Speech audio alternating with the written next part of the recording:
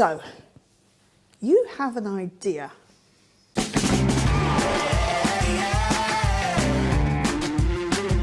it a good idea?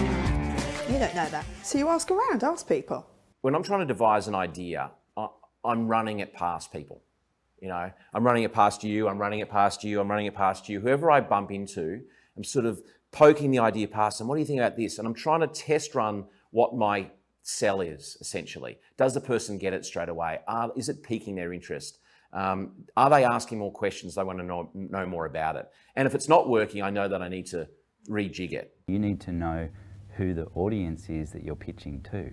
You need to know that person. You need to know their background. You need to know what they're looking for or what you think they're looking for, but more importantly, why. You know, why are they looking for it? What mistakes have they made?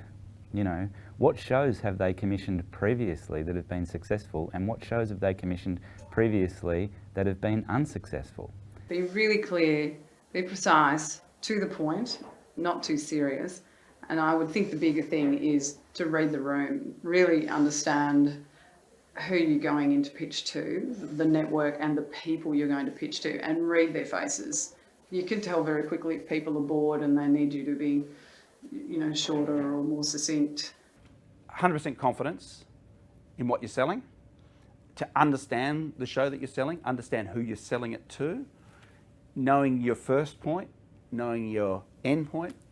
Most important advice I can give, you know when to come on, know what to say, most importantly, know when to get off. Play to your strengths. Don't assume because you're the ideas person that you're necessarily the best person to be pitching your idea in the room.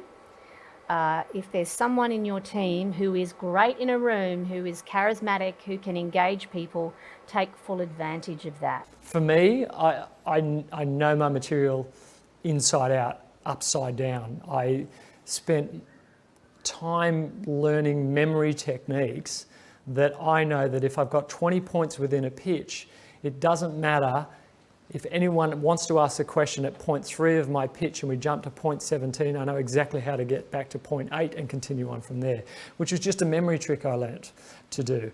By learning that trick, it gave me great confidence, because it's quite easy to get knocked off kilter and go, oh Jesus, where was I up to? What was I talking about? And then you miss it, a key ingredient that you wanted to get across. That happens a lot, and it's nerve-wracking doing these things. So it's easy, it's like public speaking. It's tough on you to do it. I'd also say don't read your deck. They don't want to be read to. The deck should be visual aids for the words that are coming out of your mouth, the story that you are telling, the idea that you're selling. Having sat on both sides of the commissioning table, tell them what it is, tell them how many episodes it is, what genre it is, where you would see it sitting in the schedule. Tell them in one sentence, is it 8x60 for prime time?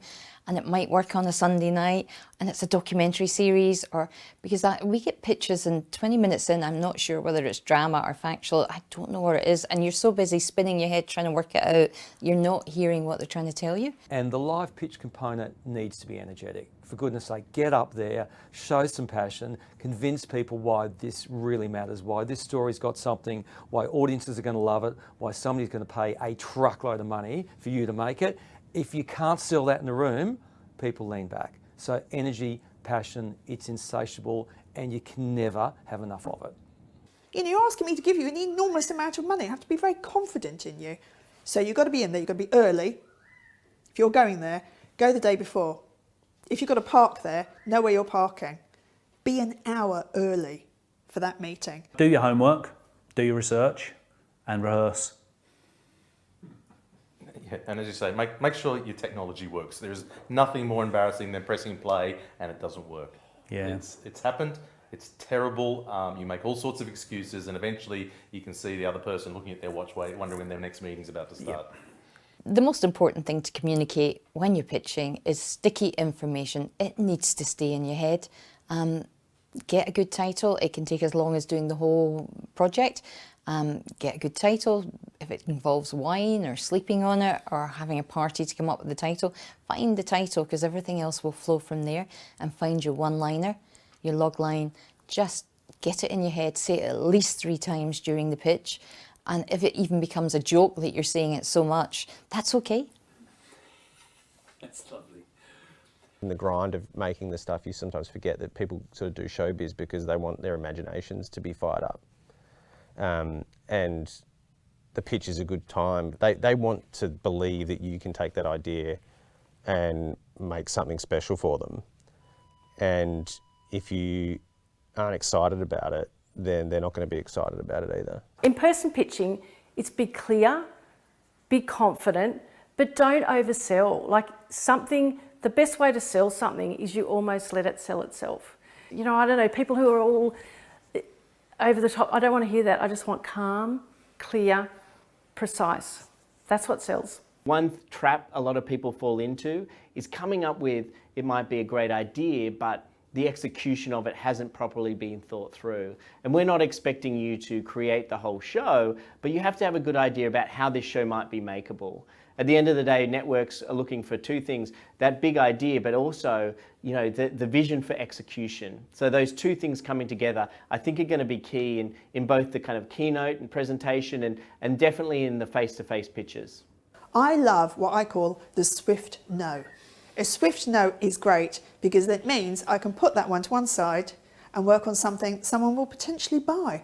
Do not spend 2 years working on an idea. This is what I do when I'm going in to see networks. I make sure I'm pals with the assistants. A, because they're all very, very charming, and B, they get me in the door, which is great. The best person I think in Australia at pitching is Marion Farrelly for one reason. I mean, there are many reasons why I could pick Marion, but for one key reason, and that is she arrives with pastry.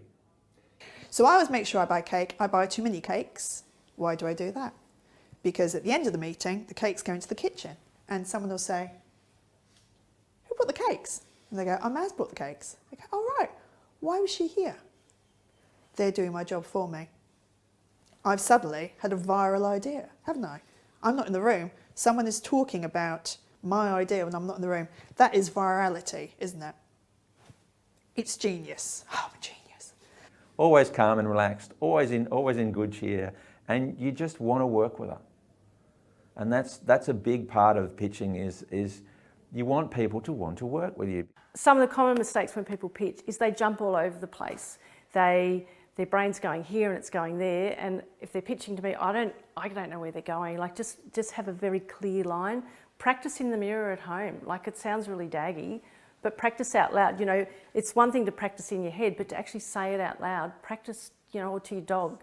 Select an audience who won't run away and practice to them. It's really important to be clear. You know what? You've got to be in it to win it. Be brave, go and pitch it. If you're nervous about pitching, guess what? We were all nervous about pitching. We're not expecting you to be the standard of, you know, executive producers who've been doing it for forever.